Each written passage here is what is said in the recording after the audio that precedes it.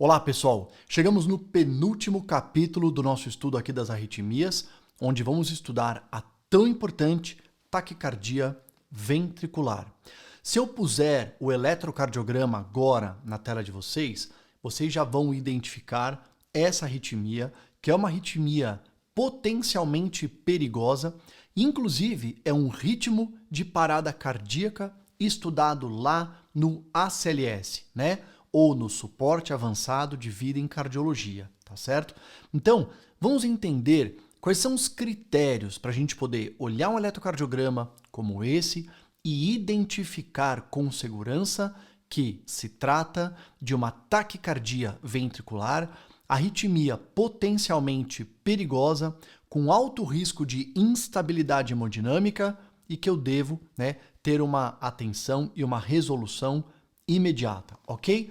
Então, a primeira coisa para a gente poder analisar aquele eletrocardiograma é entender as 3 perguntas que devem nortear a avaliação de uma taquicardia, como a taquicardia ventricular. Então, as perguntas são: eu estou diante de uma taquicardia, e às vezes a gente vai começar a avaliação dessa taquicardia pegando o pulso do paciente, auscultando o paciente, e, portanto, eu vou ver que a frequência cardíaca está acima de 100, até antes de monitorizar, antes de ter um eletrocardiograma. Mas, imediatamente, quando você tiver um eletro ou tiver um monitor, você deve começar se perguntando: estou diante de uma taquicardia de QRS estreito ou largo? E nós vimos vários vídeos até agora, estudamos várias arritmias de QRS estreito. Vimos taquicardia sinusal, vimos a taquicardia de reentrada nodal, a taquicardia atrioventricular, que é aquela do Wolff-Parkinson-White, flutter, fibrilação atrial. Então, nesta primeira pergunta, todos os vídeos que a gente viu até agora, a gente responderia que são taquicardias de QRS estreito. E aqui vale algo importante para vocês gravarem. Sempre que vocês olharem uma arritmia e ela tiver um QRS estreito, obrigatoriamente ela é supraventricular. Ela nasceu acima da bifurcação do feixe de His. Por quê? Se ela fosse ventricular, ela teria que ser larga. Agora, prestem atenção nesse comentário que eu fiz. De novo, quando você olhar que o QRS é estreito, só pode ser supraventricular. Entretanto, quando você olhar que o QRS seja largo, ela pode ser ventricular, mas ela pode ser supraventricular com aberrância de condução. Como assim, Rafael? Vamos voltar para a nossa figura ali do sistema de condução. Então, de novo, quando você está diante de um eletrocardiograma, eu vou desenhar aqui na tela de vocês, e ele tem um QRS estreito, tá? Significa que ele desceu pelo sistema de condução, QRS é a despolarização dos ventrículos. Se ele é estreito, só pode ter descido pelo sistema de condução. E descer pelo sistema de condução totalmente é uma característica de uma arritmia que vem aqui da região supraventricular. Portanto, quando você vê uma arritmia de QRS estreito, ela é obrigatoriamente supraventricular. Mas eu vou apagar essa daqui e vou escrever agora uma outra de QRS largo, tá? Quando você vê uma arritmia de QRS largo, aí você não sabe, tá bom? Você fica na dúvida. Por que você fica na dúvida? Porque ela pode ter nascido aqui na região supraventricular e ter descido com aberrância de condução ou um bloqueio de ramo, não é? A gente estudou isso. Imagina que esse paciente tenha bloqueio do ramo esquerdo. Ele pode ter uma taquicardia supra que vai descer com QRS largo, tá certo? Então, quando eu tenho QRS largo, eu fico na dúvida. Será que ela é supra e desceu com aberrância? Ou será que ela é originada, sim, em algum foco aqui nos ventrículos e por isso que ela tem um QRS largo? Então, vamos voltar ali para as perguntas para ajudar a ter o contexto completo. A segunda pergunta é: o QRS é regular ou irregular?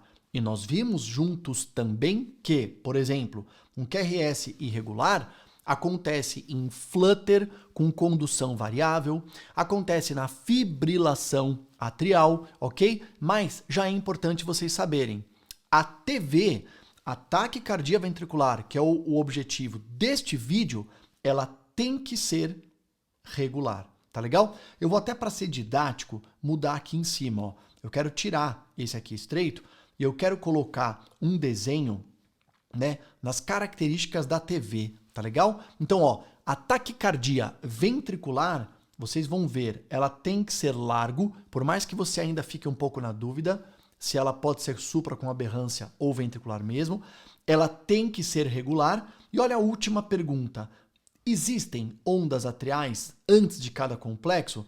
E a resposta tem que ser não.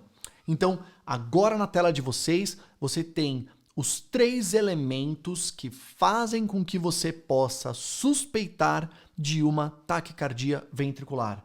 Ela é uma taquicardia de QRS largo, com QRR regular, sem ondas P. Quer ver? Vamos voltar para aquele eletrocardiograma inicial e ver se isso se encaixa. Então foi esse eletro que a gente abriu aqui na tela, né?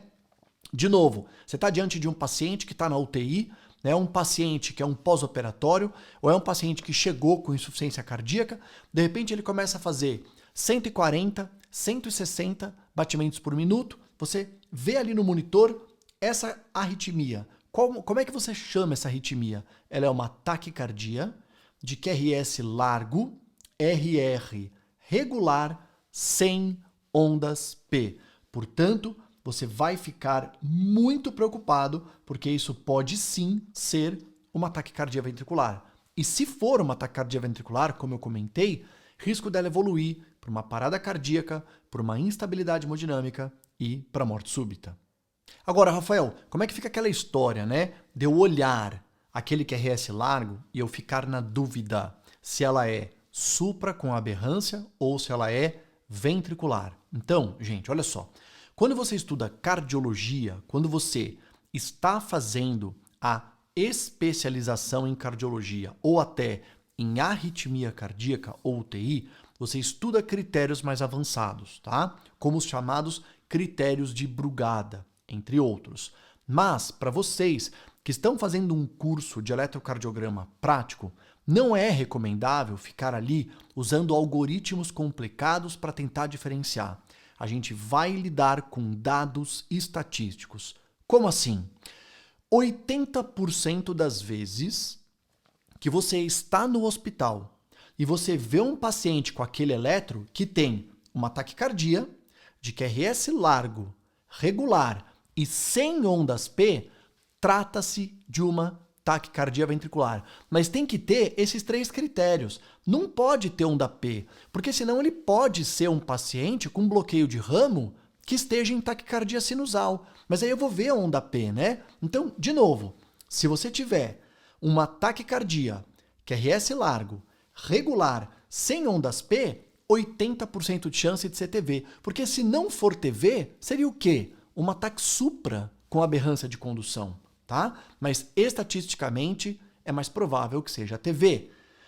Sabendo sobre os antecedentes e o problema de saúde do paciente, essa estatística ainda melhora.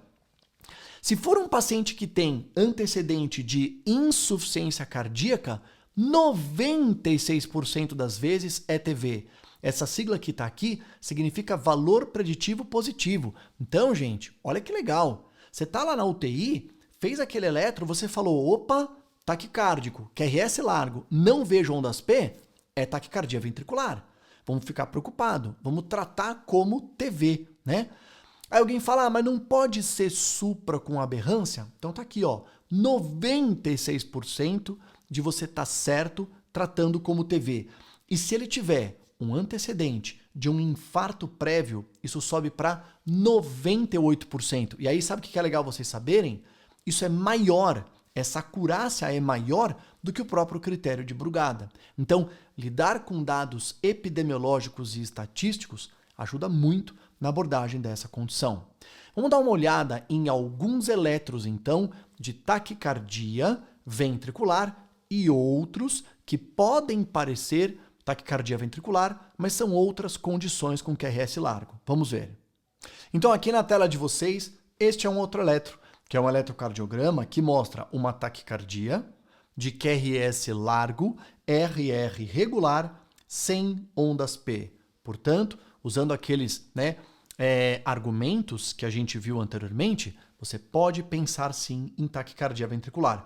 Conforme vocês vão evoluindo no próprio estudo do eletrocardiograma, vocês vão vendo que tem outras condições que vão te ajudar a reforçar esse diagnóstico. Por exemplo, aqui, olha, esse pequeno entalhe aqui e esse pequeno entalhe nessa região aqui do eletrocardiograma, ó, pode ser um pequeno escape ali, de um batimento atrial que está acontecendo, mas que você nem vê, o que reforça o critério de taquicardia ventricular. Mas a princípio, olhou esse eletro, é uma taquicardia de QRS largo, regular, sem ondas P, taquicardia ventricular. Vamos dar uma olhada em outro.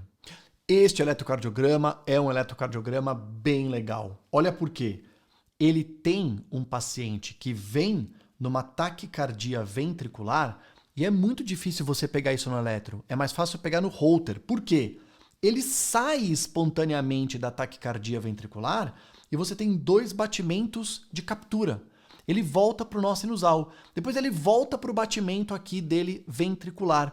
Por quê, gente? Porque pensa no nosso coração naquele desenho. Se eu tenho uma taquicardia ventricular, habitualmente eu tenho um circuito de reentrada no ventrículo que está mandando impulso despolarizando, mas o átrio continua tentando recuperar o impulso cardíaco. Às vezes ele consegue, que é o que aconteceu aqui. Então, ele estava vindo no foco ventricular, aí o átrio recuperou momentaneamente. Depois ele volta, ali para o batimento do foco ventricular, tá bom? Então, um outro eletro de taquicardia ventricular.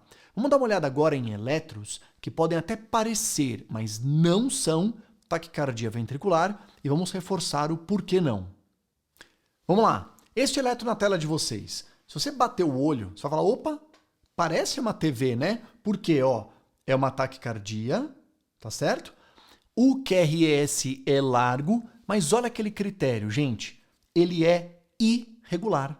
Quando você deu o zoom aqui, dá uma olhada, ó. Esse batimento é irregular em relação a ele. Isso não pode acontecer na taquicardia ventricular de forma nenhuma. Então, isso aqui é um paciente, sim, que tem fibrilação atrial, por isso está taquicárdico, mas ele tem bloqueio do ramo esquerdo. Então, tá vendo? Como é que eu diferenciei da taquicardia ventricular? Pela irregularidade. Então, este não é um eletro de TV. Este outro eletro aqui, vamos dar uma olhada? Quando você olha assim, opa, taquicárdico, tô vendo que QRS largo, mas dá um zoom. Ó, taquicardia, de QRS largo, ok, RR regular, também ok, mas eu vejo o quê? Ondas P, tá vendo? Ó? Ondas P. Então isso nada mais é do que um paciente que tem uma taquicardia sinusal e um bloqueio de ramo esquerdo. Ele pode estar com febre, com dor, com ansiedade, com hipertiroidismo, não importa, mas o fato de ter uma onda P antes de cada QRS é a dica para você de que não é uma taquicardia ventricular. Um outro eletro que vale a pena mostrar para encerrar esse vídeo é uma taquicardia ventricular polimórfica e que parece que ela vai se desenhando em torno de um eixo. É a famosa taquicardia ventricular torsade de Points, Então esse nome é um nome dado a uma arritmia que quando a gente olha esse eletro, se eu traçar uma reta aqui no meio, parece que ela fica se desenvolvendo em torno, Por isso que o nome é torção das pontas, mas na verdade essa é uma taquicardia ventricular polimórfica. É essa taquicardia que acontece muito em pacientes que têm intervalo QT longo, O famoso QT longo. Tem drogas, tem remédios que aumentam o intervalo QT e é perigoso o intervalo QT grande, se ele tem ali o impulso elétrico ou uma extrasístole, desencadeia essa taquicardia. E ela é uma taquicardia extremamente perigosa, tá? Porque ela é rápida, ela é instável, então taquicardia ventricular polimórfica do tipo torsade de Points. E é isso por esse vídeo. No próximo vídeo vamos dar uma olhada nos bloqueios AV para terminar nosso módulo de arritmias. Grande abraço.